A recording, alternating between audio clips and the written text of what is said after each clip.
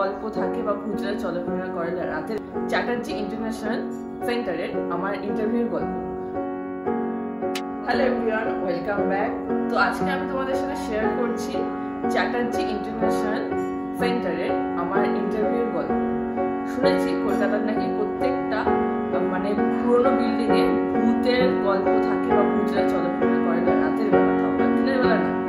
তো বিল্ডিংটা অনেক বড় ছিল, সব বিল্ডিং বড় হয়, কিন্তু ওটা খুবই পুরোনো ছিল।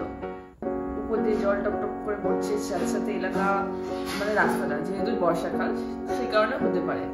তারপর লিফটে লাইন, লম্বা লাইন, আলাদাভাবে যাওয়া যাবে না যে আসলে চলে গেলাম, ভিতরে একসাথে দাঁড়িয়ে ঢোকা যাবে না, লাইন দিয়ে ঢুকতে হবে।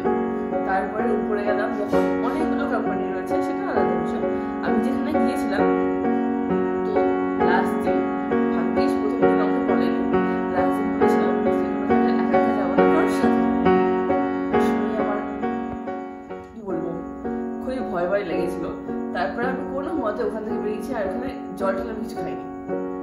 সবাই কাজ করে ওখানে, কিন্তু আমার ভয় লেগেছিল, তো আমি সেই কারণে যাওয়া পছন্দ করিনি। লাস্ট দিন 3 নম্বর দিন কোনো মানে আমি কমপ্লিট করে এসেছি।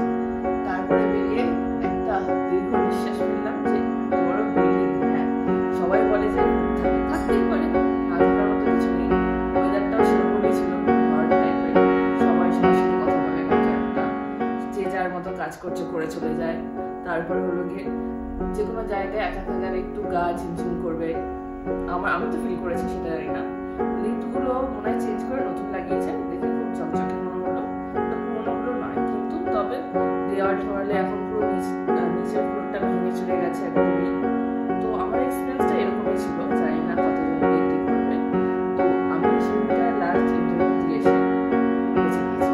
ভূতের সাথে আমার দেখা হয়নি, যে ওখানে ছিল আমার স্যার, সে বলেছিল নাকি রাতের বেলা ভূতেরা চলাফেরা করে, উনি ফিল করতে পারেন, ওনারাও রাত 9টা অবধি থাকে, তারপর ওখানে কেউ থাকে না।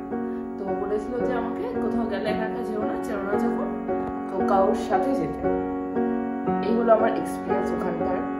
তো ভিডিওটা কেমন লাগলো কমেন্টে জানিও, আর চ্যানেলটাকে সাবস্ক্রাইব করতে ভুলো না।